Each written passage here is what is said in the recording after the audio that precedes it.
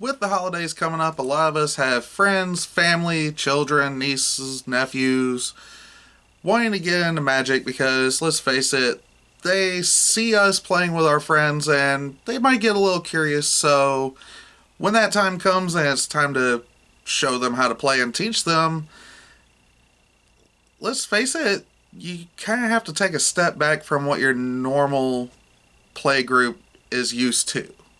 So let's talk about some of the tips and tricks on teaching new people coming into the game to not overwhelm them.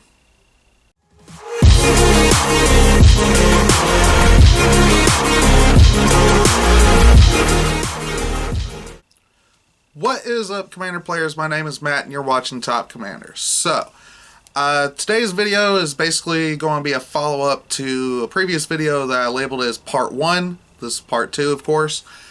And in this one is more or less going to be talking about the tips and tricks of actually learning, teaching the game to these new players. The last video was more or less a broad, get this kind of deck, make it simple, not a wall of text, nothing super complex like infinite combo shenanigans or super well built aristocrat style combos, or basically staying away from combos, storm, things like that. You want to try to keep it simple. So on today's video is basically going to be, now that you have those decks, how do we go about teaching them? But before we dive too much into that, if you wish to support this channel, be sure to like, share, and subscribe as always. And if you wish to support this channel directly, be sure to visit patreon.com/topcommander. But with that out of the way, how do we go about teaching the gameplay? Well, you have the deck. It's very simple. You're just teaching them the basics, one step at a time.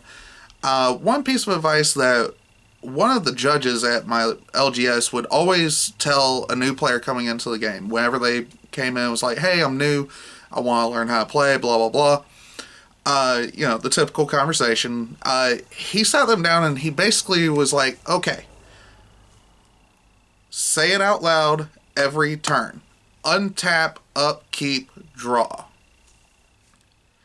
Now that piece of advice is obviously very helpful on several different levels. But let's take that a step further. First off, you've got to be able to walk them through the steps of a turn. Untap, upkeep, draw, main phase 1. Move into combat. Declare attackers. Declare blockers. Damage. Moving to second main phase. End step. You have to walk them through all of that. So, obviously, first thing that you're going to want to do is take a step back yourself. You're going to have to prepare yourself for teaching somebody this game, because this game, let's face it, is very complicated. It can be very complex. So, of course, the first thing you have to have is patience. The first game with a new player, it's going to take a while. It's not going to be over quick. If you have them literally every turn, they go untap, upkeep, draw your card, main phase 1. Have them literally announce everything. Now, this is something that most playgroups do, especially when you're playing on Spell Table nowadays. Because after a while of playing with people, you kind of just forget about announcing certain things. Like, you don't necessarily say, alright, I'm playing a land, blah, blah, blah. You don't necessarily walk through it all the time, or at least some playgroups don't necessarily go through every single detail. But this is something that you definitely need to get in the sway of with a new player, because they don't know what's going on. They don't know the game. So tell them everything you do. You announce all of your plays, they announce all of their plays. Now, announcing all of this stuff out loud tells you a couple of things. One, are they understanding what's going on in the game? What is it that you need to work on with them? Announcing all of this stuff will also show, okay, they're learning the steps and phases. As they're casting their cards, they need to, I'm going to pay this and cast this. When they do that, also try to get them into the habit of, is there any responses? Now, I know it can be nerve wracking because when you've been playing for so long, you don't necessarily want somebody every time they play a card to be like, does anybody have responses? Especially if it's a game with a deck that play this, do that, play this, play this, play this, do this, do that, sack this, get mana here, tap this, play this, do this. You don't, when it's a game with a complex engine with a lot of moving parts, and every time they do something, that this is why you need to make sure that the decks that they're given are simple and not something with a lot of moving parts. Because what you want is the new player to get used to saying, all right, I'm going to cast this. Does anybody have any responses? Because that also helps them understand priority. And then if there's counter spells involved, this also helps them understand how the stack works when it comes to using instants. Because you could go, I counter this, I redirect that. I'm not saying you don't want any of these cards in that deck. You want some stuff like this just so they understand that whenever you go to play something, it's not set in stone yet, because priority passes on basically everything. I said basically, so don't quote me on that saying that priority passes on playing a land, because there's no priority there. That's just how that goes. I understand. Some people like to take things a little too far. But so when it comes down to it, they need to learn the steps and the phases. They need to understand the importance of being able to ramp, having that mana available. They need to understand when you play something, priority passes. You don't just get to play a billion things and nobody can do anything. Also, one trick that I've seen some people use, this was very interesting.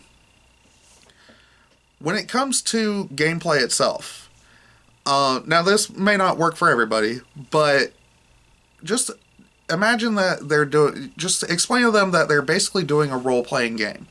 You're basically a wizard. The amount of energy that you're capable of using every turn is dependent on how much mana you can produce, which is having the lands. And then each card has a certain cost. If you don't have enough mana available, you can't cast that spell. But when they go to cast it, it's like you're using that energy to cast this thing. You're going to do a fireball, you're going to summon this creature, that was actually one way that I thought was pretty interesting. Like I said, that doesn't work on everybody. You gotta know the person that you're teaching. But I thought that was pretty interesting advice. So, having the patience, because this is going to take a while. The first few games, it's going to move slow.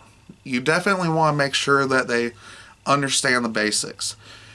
Combat is going to be your best friend. Teach them combat as quickly as possible, or as soon as possible. It's not going to be very quick. When it comes to the first deck that you give somebody, make sure it's kind of creature heavy, because you definitely want them used to combat. And make sure it's creatures with a lot of different keywords. Well, maybe not a lot of different keywords. Maybe start off with a few here and there. First strike, haste, vigilance, trample. Trample is a big one. Get them used to that. Having, if you really think about it, having a Naya deck that's just all creatures, not necessarily some combo Naya big creature deck, or blue-white flyers build with a lot of flying and vigilance, some first strike, things like that. you want to get them understanding the keywords. Because, let's face it, most of these keyword cards, a lot of them nowadays don't say how the keyword works. It's not like when Magic first came out, where if a card said, oh, it has flying, and then it had the rules text on the card saying like, oh, well, flyers can only be blocked by other flyers or by creatures with reach, stuff like that. So make sure you have a good handful of keywords among the creatures in their deck. Have a lot of creatures to have them used to combat, because going through combat is very complex and it's very complicated on how this works. Whenever they change phases, announce it. Whenever you draw a card, announce it. Playing a land, say it out loud. Whenever you're casting something, announce it. Say, I'm tapping 5 to play this. Don't be afraid to teach them with counterspells in the beginning, because, and I'm not saying load it up with counterspells. I'm saying, maybe 2 or 3 counterspells in a deck, just to get them used to the fact that counterspells do exist. They are a thing. And if you're teaching in a 4-player pod with your whole play group, make sure that they're all on the same page. Now, granted, the cool thing is, if you play in a 4-player pod and 1 new person, you have 3 experienced people. Make sure that everybody's on the same page. All of you are capable of chipping in and teaching this new player. You also be sure that it's somewhat organized. You don't want all 3 of you talking to the new person at one time, because you don't want them being like, do I listen to you, wait, what, hold on, what did you just say, what, no, you don't want that. Make sure it's organized. All 3 people can chip in, because all 3 people may have a different way of explaining or teaching, and one of them would more than likely at some point click with the new person. Then you have to go through the process and get that person used to the game. This game is complicated. You have to try and make it as simple as possible. You can get into the complex storm, infinite combo shenanigans, and things like that later. You want to start off with the basics, because there's a lot going on in this game. This game can be very, very busy. There can be a lot going on. We all know this. But when it comes to new players, you don't want to scare them off. You don't want to overwhelm them. So the simpler that you can make it, the easier it's going to be. Now, how long is it? Okay. Now, how long is this process going to take? Who knows? It all depends on the person and how fast they're grasping it and how much they comprehend. Having them announce everything shows you how much they're comprehending. Make sure they're asking questions. Make sure you're answering the questions. Make sure they understand the answer when you do go to answer the question. If they ask you a question and you answer it and they just kind of have this dumbfounded look on their face, and you know what look that is, take a step back and explain it. Don't try to rush it. Don't try to breeze through it. It's going to take some time, and it's going to be a few games. So if they want to try to play regularly with your playgroup, make sure that the playgroup understands, look, they're new. It's going to be a little slow. They're still getting used to the game. It shouldn't be that big of a deal, because think of it this way. The more patience you have, the faster they learn, the sooner you can get back to playing more complex games that your playgroup is probably used to. Okay, especially, let's say maybe you're on the high end of the 8 power level and you have this really crazy, machine running deck that has a lot of moving parts that you like running, like my artifact deck. It just has that much synergy. It happens every time. You don't want to teach a player with that. Okay, I have like 14 or 15 decks now that and I have like 3 or 4 decks that I can easily take out for new players. And the rest of them are varying power levels. None of them are CEDH, but I do have one that can hang with CEDH a little bit. But it's not a CEDH deck. So, remembering to take a step back, be patient, have them go through the steps and phases, make sure you're explaining everything. Don't throw a rule book at them and say, here, read this. Because they're probably not going to understand what's going on by reading a rule book. I mean, they could be very book smart. I'm not calling anybody dumb, but when it comes to playing the game and reading the rule book, there's a huge learning curve difference going on there. So, make sure that you're explaining things very well, because we want new people in the game. We want to continue growing the Commander community, because then we get more Commander product. Which, why not, right? Granted, it hurts the wallet a little bit, but, you know, it's still really nice to see more and more things coming out for Commander. I mean, this past year was year of Commander. We've had Commander Legends. We've had Commander Precons. We actually had the Zendikar and Commander Legends Precons. We've had C20.